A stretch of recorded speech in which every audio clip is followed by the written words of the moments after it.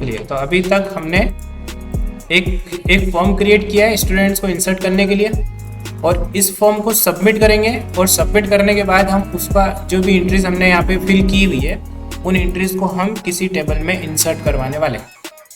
Database बनाया हमने, simple database बनाना तो ईजी है ना। अच्छा, ये डेटाबेस नहीं है, ये जो आप देखते हो ना PHP और डेटाबेस और टेबल में जो कंफ्यूज होते हो, उसमें मैं आपको बताता हूँ। अभी जैसे जेद अभी कंफ्यूज हुए थे, ये डेटाबेस नहीं है, ये है ग्रुपिंग, क्योंकि PHP अंडरस्कोर करके दो डेटाबेस है। तो PHP माई एडमिन ने स्मार्टली ये किया कि इन दोनों को एक ग्रुप में डाल दो। जैसे GBS करके दो डेटाबेस है मेरे पास, तो इसको भी एक ग्रुप में डाल दिया, है ना। मेन डेटाबेस आपके कुछ ऐसे होते हैं जिसमें ये डेटाबेस टाइप का एक सिलेंडर बना रहता है, दिख रहा है, ठीक है, इसको डेटाबेस बोलते हैं। इवन आप उस पर माउस लेकर जाओगे तो आपको बताएगा वो कि ये स्ट्रक्चर है डेटाबेस का। इस पर क्लिक करो तो आपको टेबल्स मिलती है। अब टेबल में देखो आइकन कैसा है, ये टेबल फॉर्मेट में फॉर्म और टेबल ऐसे कुछ है रिलेशन करके, दिख रहा है। ये देखो ये टेबल ही दिख रही है यहाँ पे, तो ये सारी टेबल्स है, और ये जो सिलेंडर दिख रहा है ये है डेटाबेस। क्लियर है, अब कंफ्यूजन इसमें नहीं होना है। नेक्स्ट यहाँ देखोगे तो PHP के ग्रुपिंग में यहाँ पर दो PHP अंडरस्कोर करके दो डेटाबेस बने हुए हैं, इसलिए PHP माई एडमिन ने उन दोनों को ग्रुप कर दिया। क्यों ग्रुप कर दिया? क्योंकि इनका जो प्रीफिक्स है, PHP अंडरस्कोर जो लिखा ना, इसको प्रीफिक्स बोलते हैं। इस PHP अंडरस्कोर से मतलब नहीं है, किसी भी वर्ड से पहले अगर कोई सेम वर्ड आता है उसको प्रीफिक्स बोल सकते हो। जैसे मिस्टर, मिसेस, है ना, ये सब प्रीफिक्स होते हैं, ठीक। प्री मतलब पहले। ऐसे ही यहाँ पे देखोगे तो इसमें प्रीफिक्स क्या है, GBS अंडरस्कोर। क्लियर। ऐसे ही यहाँ पे प्रीफिक्स क्या है, PHP अंडरस्कोर। डन। अब PHP CRUD जो डेटाबेस हमने बनाया, इसके अंदर हमने एक टेबल बनाई थी स्टूडेंट्स, ताकि हम जो भी फॉर्म का डेटा है उस फॉर्म के डेटा को रिसीव कर पाएँ और इंसर्ट कर पाएँ इस टेबल के अंदर। जैसे एक बार करके दिखाता हूँ। जैसे मैंने यहाँ पे डाला एक रिकॉर्ड, मैंने डाला हर्ष राठौर, ठीक, और ईमेल डाल दी मैंने h@gmail.com। क्लास मैंने डाल दी 12th, जेंडर डाल दिया, और एड्रेस डाल दिया मैंने सोनगंज। क्लियर। अब मैं क्रिएट स्टूडेंट पे क्लिक कर रहा हूँ। जैसे ही मैं इस फॉर्म को सबमिट करूँगा, वैसे ही ये जो फॉर्म है इसका ओपन करते, सबलाइन टेक्स्ट में अभी तक हमने ओपन नहीं किया सेटअप, तो पहले ओपन कर देता हूँ। कोड भी समझाते रहता हूँ मैं आपको, तो आपको समझ में आएगा। हमने बनाया था वो सेटअप XAMPP htdocs फोल्डर के अंदर PHP क्लास करके ये रहा फोल्डर, और इसके अंदर ये PHP CRUD है, ठीक है। इसको मैं सिलेक्ट कर लेता हूँ, तो ये मैंने सबलाइन टेक्स्ट में ओपन कर दिया। अब देखो ये रहा फॉर्म, मतलब create.php, तो ये रही हमारी create.php जिसमें हमने ये फॉर्म बनाया था, ठीक है। ये हमने एक फॉर्म बनाया, फिर इस फॉर्म को सबमिट करेंगे हम लोग मेथड पोस्ट से, और ये एक्शन रहेगी ब्लैंक। एक्शन ब्लैंक क्यों रहेगी? क्योंकि ये फॉर्म सबमिट होना चाहिए इसी सेम पेज पर। कहाँ सबमिट होना चाहिए? तो ये इसी सेम पेज पर सबमिट होगा, तो उसको हम लोग रिसीव करेंगे ऐसे कि if not empty $_post, then हम लोग हर इनपुट्स की वैल्यूज को हर एक वेरिएबल में स्टोर कर लेंगे, ठीक है। जैसे फॉर्म में फुल नेम था, ईमेल था, क्लास था, जेंडर था, एड्रेस था, तो हमने full name, email, gender, class और एड्रेस इन सबको $_post से निकाला, है ना। और $_post क्या है? एक सुपर ग्लोबल वेरिएबल है जिसमें हम जो फॉर्म में जो पोस्ट हुआ डेटा है उसको रिसीव कर सकते हैं। या $_post एक एरे है ना, इस एरे के अंदर सारा फॉर्म का डेटा आता है, करके देखा था अपन ने पहले, ठीक है ना।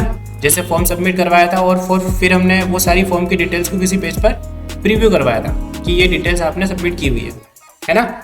उसी टाइम पे हमने $_post को देखा था, ठीक। अब इस फॉर्म में क्या क्या सबमिट हो रहा है ये अगर चेक करना है आपको, तो आप प्रिंटर की हेल्प से ये सब कर सकते हो। सिंपल, आप प्रिंटर लगा दो, $_post लगाओ, सेव करो फॉर्म को। अब मैं यहाँ से इस फॉर्म को सबमिट करता हूँ, ठीक है। ये मैंने सबमिट किया, तो ये सारी डिटेल्स आपके फॉर्म में सबमिट हो रही है, ठीक है।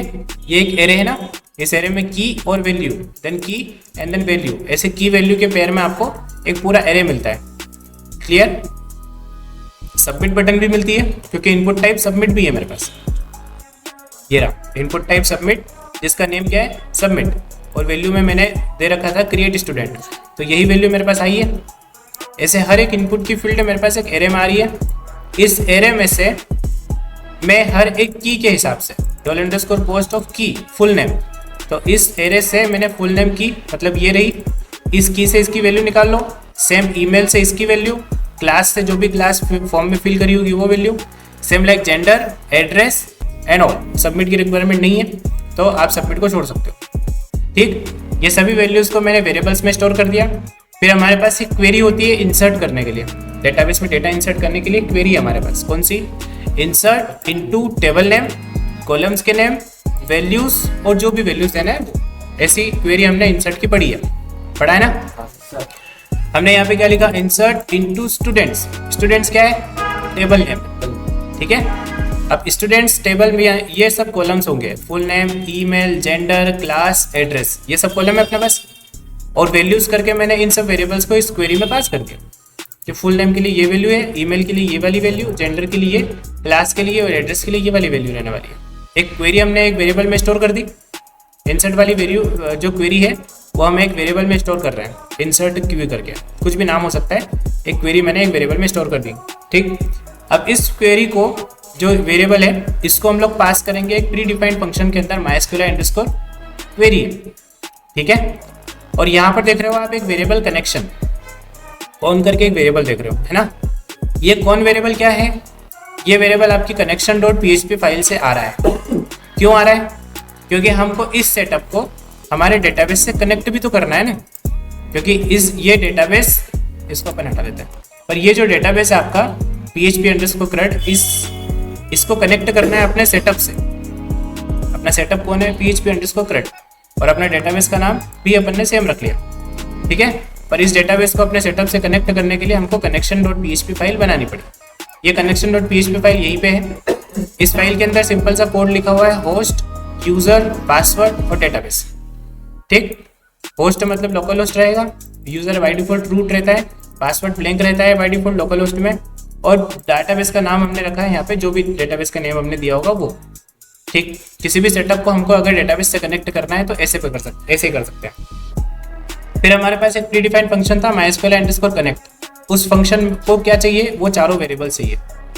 होस्ट कौन सा रहेगा, यूजर कौन रहेगा, पासवर्ड क्या है उसका, और उस पर डेटाबेस का नेम बता दो। ठीक है, ये सिंपल इन्फॉर्मेशन मैंने यहाँ पे पास की, उसको कनेक्शन वेरिएबल में स्टोर कर लिया। mysql_connect मेरे को 0 या 1 में रिटर्न करेगा, मतलब अगर एरर हुआ तो एरर बताएगा, नहीं मतलब ये चलेगा नहीं चलेगा, ऐसा हम लोग कनेक्शन में स्टोर कर रहे हैं। फिर हम लोग इफ में चेक कर रहे हैं कि इफ नॉट कनेक्शन, मतलब इसमें कोई एरर आती है, मान लो कनेक्शन में कुछ भी प्रॉब्लम आ गई, तो फिर वो हमको एरर देगा और टाई कर देगा कोड को कनेक्शन फील्ड्स। ठीक, क्या एरर आ सकती है? जैसे डेटाबेस का नाम या डेटाबेस डिलीट हो गया तो ये डेटाबेस नहीं मिलेगा, और डेटाबेस नहीं मिला तो कनेक्शन होना नहीं चाहिए, है ना। उस टाइम पे हम लोग ऐसा चेक करवा रहे हैं, और इसको और भी डीप तरीके से कर सकते हैं हम लोग। mysql_error करके फंक्शन भी होता है इसमें एक, जो एक्चुअल एरर आपको दिखाएगा कि क्या एरर है। ठीक, चलो ये हो गया कनेक्शन अपना। अब जब भी डेटाबेस से काम करना होगा तब हमको कनेक्शन फाइल को रिक्वायर करना पड़ता है हमारे पेज में। अभी हम लोग डेटाबेस में इंसर्ट कर रहे हैं ना डेटा, तो डेटाबेस से रिलेटेड काम ही कर रहे हैं, सो दैट हमको इस फाइल को connection.php को रिक्वायर करना पड़ेगा। इजी, अब समझो। इंसर्ट क्वेरी के अंदर मैंने इस इंसर्ट क्वेरी को मैंने पास कर दिया mysql क्वेरी के अंदर, जिसमें फर्स्ट पैरामीटर दे दो कि कौन से कनेक्शन के लिए ये क्वेरी चला दूं मैं, ऐसा पूछ रहा है ना। मैं mysql क्वेरी क्या करता है? क्वेरी को एग्जीक्यूट करता है। ठीक है, इस क्वेरी को क्या करेगा? वेरी गुड, एग्जीक्यूट करेगा। तो इस क्वेरी को एग्जीक्यूट तो करना है, लेकिन इसमें तो बहुत सारे डेटाबेस हैं, कौन से डेटाबेस के लिए करूँ, है ना। इसलिए हमने क्या दिया उसको? Connection variable. ठीक है, इस कौन वेरिएबल मतलब ये वाला, इस वेरिएबल में रहेगा कि कौन से कनेक्शन में इसको एग्जीक्यूट करवाना है। ठीक, जो भी रिस्पॉन्स रहेगा वो 0 या 1 में मिलेगा। एरर आएगी अगर मान लो टेबल नहीं मिली या आपकी क्वेरी में कोई प्रॉब्लम है, कुछ गलत सिंटेक्स लिखा होगा, तो जो भी प्रॉब्लम आएगी वो सब रिस्पॉन्स में आपको मिलेगा। अगर एरर आता है तो आपको इस पेज पे रिडायरेक्ट कर देगा, है ना। मतलब ये 0 रिटर्न करेगा अगर एरर आएगा तो, और 1 आएगा कब? जब क्वेरी सक्सेसफुली चल जाएगी तो डेटाबेस में इंसर्ट हो जाएगा डेटा, और इंसर्ट होने के बाद हम उसको हेडर, लोकेशन, पेज का नेम और मैसेज करके रिपोर्ट क्रिएटेड करके हम इसको दूसरे पेज पर रिडायरेक्ट करवा देंगे। ठीक है, चलो ये जो क्वेरी एग्जीक्यूट हो जाएगी उसके बाद आपको रिडायरेक्शन मिल जाएगा कि इस पेज पे जाना है या फिर एरर लेके जाना है। ये रिकॉर्ड क्रिएटेड लेके जाएगा मतलब सक्सेस मैसेज, या फिर ये रिकॉर्ड नॉट क्रिएटेड लेके जाएगा मतलब एरर मैसेज। ठीक है, इंडेक्स पेज की बात करें तो इंडेक्स पेज पे चलेगा ये, है ना। ये कहाँ जाएगा लेके, इंडेक्स पेज पे। तो इंडेक्स डॉट php पे हमने यहाँ पर एक लॉजिक लगाया है। क्या लॉजिक लगाया, सिंपल सा समझो कि $_get ऑफ मैसेज, जब यूआरएल में कुछ भी पैरामीटर आएगा, है ना, MSG करके रिसीव करते हैं अपन उसको, ये समझ में आ जाएगा धीरे धीरे आपको, don't worry. $_get of message, URL में अगर मैसेज करके कोई पैरामीटर सेट है, क्या सेट है, मैसेज करके, है ना, तो फिर वो इम्पिटी नहीं होना चाहिए पहले तो, और वो इम्पिटी नहीं हो एंड उसका जो वैल्यू है वो रिकॉर्ड क्रिएटेड होना चाहिए। क्या होना चाहिए, क्लियर। देन पैराग्राफ ये शो करना है आपको, अगर ऐसा कोई केस मिलता है तो फिर ये शो करना है कि student created successfully, alert success वाली क्लास के साथ, है ना, ये बूटस्ट्रैप की क्लास है। और अगर ये वाला केस मैच नहीं हो तो फिर एल्स इफ हमने लगाया कि इम्पिटी की वैल्यू ब्लैंक नहीं होना चाहिए, मतलब इम्पिटी नहीं होना चाहिए, सॉरी क्या बोल रहा हूँ मैं, $_get ऑफ मैसेज की वैल्यू इम्पिटी नहीं होना चाहिए, एंड मैसेज की जो वैल्यू है वो क्या होना चाहिए, रिकॉर्ड नॉट क्रिएटेड, जो हम लोग यहाँ से पास करवा रहे हैं ना, रिकॉर्ड नॉट क्रिएटेड या रिकॉर्ड क्रिएटेड। ठीक है, इन दोनों में से जो होगी उसके हिसाब से पैराग्राफ्स को हम दिखा रहे हैं। Student not created try again, ये वाला मैसेज अभी हम लोग प्रैक्टिकल चलाकर देख रहे हैं, देखेंगे। चलो नेक्स्ट, क्रिएट बटन का, क्रिएट स्टूडेंट का बटन दे रखा है हमने, हमारा जो ये फॉर्म था ना क्रिएट वाला, उस पर अभी ये एरे क्यों आ रहा है, क्योंकि हमने ऊपर डाई लगा रखा है, ये है ना, एरे पोस्ट नहीं हुआ तो ब्लैंक क्या आएगा। चलो अभी देखो ये जो पेज है इसमें एक फॉर्म बनाया,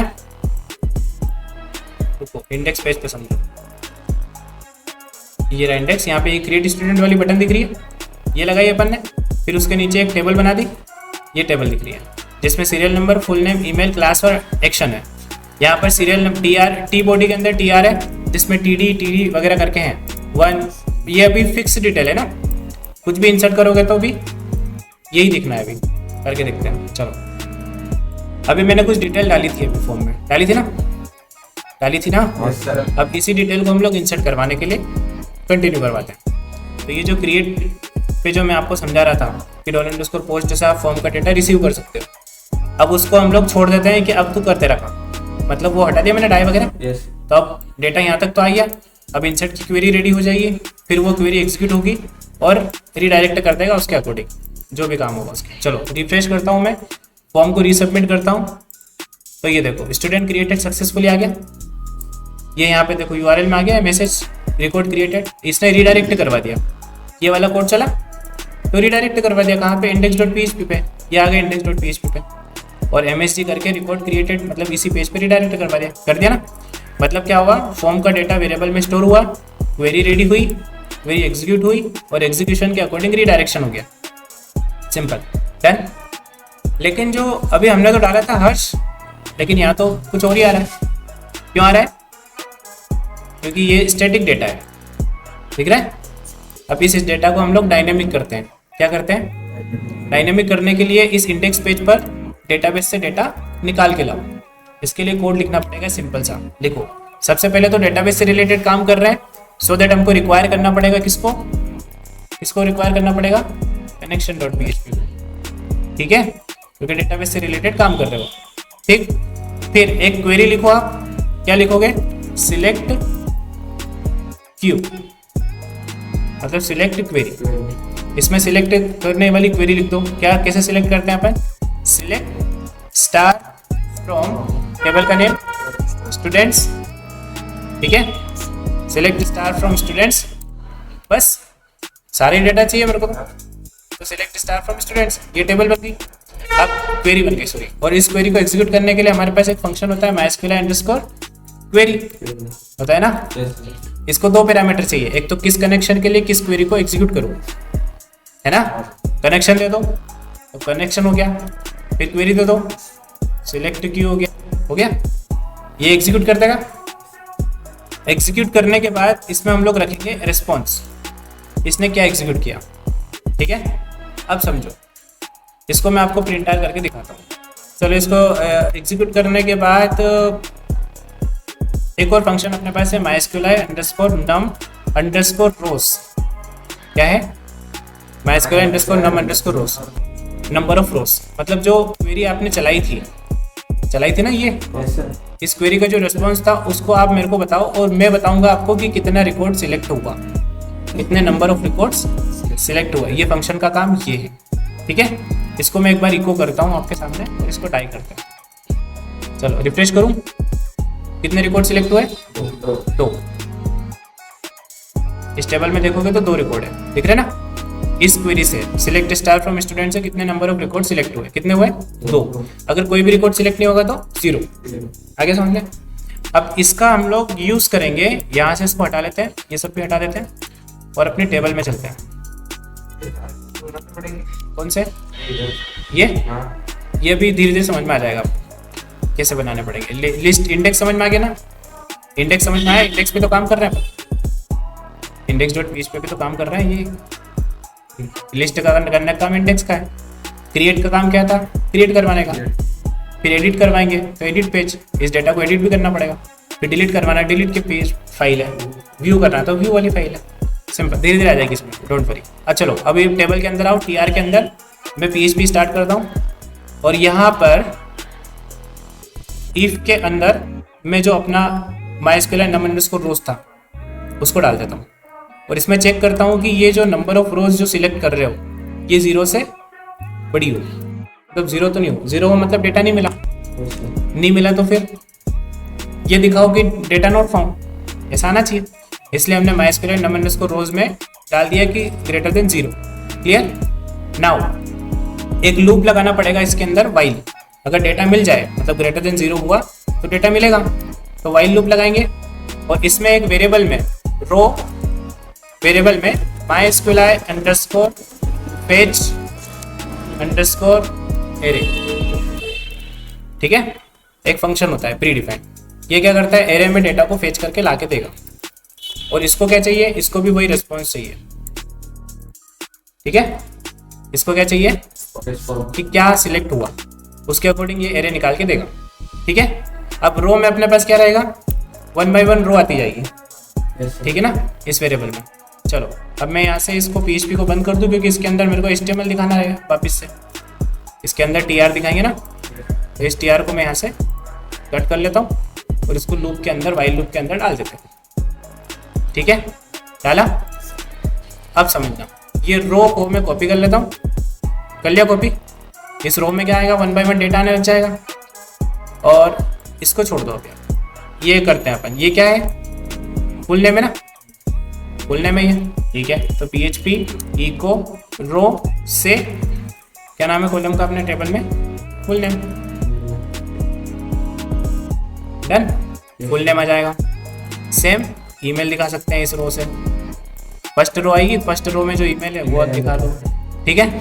फिर ये क्या है, क्लास है, जो कॉलम डेटाबेस की टेबल में है वही नाम रखना है ना, और ये तो कुछ है ही नहीं, अभी इनको रहने दो वैसे वैसे ही।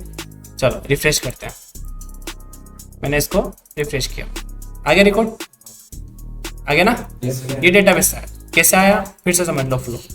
मैंने कनेक्शन किया, एक क्वेरी रेडी कर ली कि सारे डेटा सिलेक्ट कर लो, उस सारे डेटा को हमने MySQL क्वेरी के अंदर एग्जीक्यूट करवा दिया, जो भी रिस्पॉन्स आया उसको हमने स्टोर कर लिया इसमें कि सिलेक्ट कितना हुआ कि नहीं हुआ, है ना, वो हमने यहाँ रख दिया। और इस रिस्पॉन्स को हमने पास कर दिया अपने इफ के अंदर कि नंबर ऑफ रोज कितनी सिलेक्ट हुई वो बता दे मेरे को, है ना। मान लो कुछ भी नहीं हुआ, मतलब टेबल ब्लैंक है, तो फिर हम लोग क्या करेंगे, यहाँ से एल्स दिखा देंगे, क्या दिखाएंगे, नंबर ऑफ रोज 0 हुई तो फिर इफ नहीं चलेगा, है ना। TR open close and TD और इसमें दिखा दूँ नो रिकॉर्ड फाउंड, ऐसा करके मैसेज दिखा दिया, ठीक है, ठीक है। और इसमें एक और कॉल स्पैन होता है, आपने HTML में पढ़ा नहीं पढ़ा देख लो, कितने कॉलम्स अपने पास, 1 2 3 4 5, तो यहाँ पे डाल दो 5। ये क्या होगा, पांचों कॉलम को एक ही कॉलम में बना देगा, ठीक है, क्योंकि अपन एक ही रिकॉर्ड दिखा रहे हैं ना, एक TD अपने पास। अब इसको अपन एक क्लास दे देते हैं टेक्स्ट सेंटर, इस टेक्स्ट को सेंटर में भी दिखाएगा, अगर डेटा नहीं हुआ तो। अभी दिखाता हूँ कैसे काम करेगा ये, लेकिन उससे पहले हमने ये चेक करवा लिया कि उस रिस्पॉन्स के लिए कितना नंबर ऑफ रोज है, अगर वो 0 से ज़्यादा है तो अंदर आएगा और वाइल लूप का काम है कि पूरे एरे को, जो भी MySQL पेज अरे से आ रहा है, उस एरे को रो में 1 बाय 1 निकालते रख और इस रो में से हर एक का फुल नेम, ईमेल, क्लास दिखाना। ठीक है, रिफ्रेश करो इसको। आगे डेटा ये 1 1 ऐसा दिख रहा है, इसका क्या करें? इसके लिए क्या करोगे? एक सिंपल सा logic, PHP echo $serial number और इसको प्लस प्लस करके इंक्रीमेंट करवा लो। ठीक है, और सीरियल नंबर का एक ब्लैंक वेरिएबल रखो लूप के बाहर एज अ 1। ठीक है, बाय डिफॉल्ट इसकी वैल्यू 1 रहेगी और हर लूप में ये वैल्यू इंक्रीमेंट होगी। रिफ्रेश करो, ये देखो क्लियर। इसके आगे डॉट वगैरह लगाना है तो you can add like this. ठीक, आगे समझ में? फिर से देखो, एक और नया रिकॉर्ड क्रिएट करूं, लाइक मैं ऐड करता हूं भूमिका राठौड़ और b@gmail.com। लास्ट में दे देता हूँ 11। जेंडर सिलेक्ट कर लेता हूँ मैं एंड देन एड्रेस मैंने सिलेक्ट किया सोनकच MP, जो भी है। क्रिएट स्टूडेंट पे क्लिक किया तो ये देखो ये एंट्री आ गई। आगे समझ में? जो फॉर्म में डेटा फिल कर रहे हो वो डेटाबेस में स्टोर हो रहा है और इंडेक्स पेज जब लोड हो रहा है तो इंडेक्स पेज का काम है कि डेटा को निकाल के लाओ और यहाँ पे डायनेमिकली जो लेटेस्ट जो रिकॉर्ड है, जब जब पेज लोड होगा तब तक वो लेटेस्ट डेटा निकाल के लाके देगा। क्लियर? आगे समझ में? ये हमारा काम किसका? इंडेक्स का भी, और जो एडिट का लिस्टिंग वाला काम था वो कंप्लीट हो। ठीक है, अभी कोई डाउट इसमें? अभी एक बार पूरी ये जो रिकॉर्डेड वीडियो है वो फिर से देखना अच्छे से, इससे पहले वाली वीडियो भी देखना तो आपको बहुत अच्छे समझ में आएगा। क्लियर? चलो आज की इस क्लास में सिर्फ इतना ही।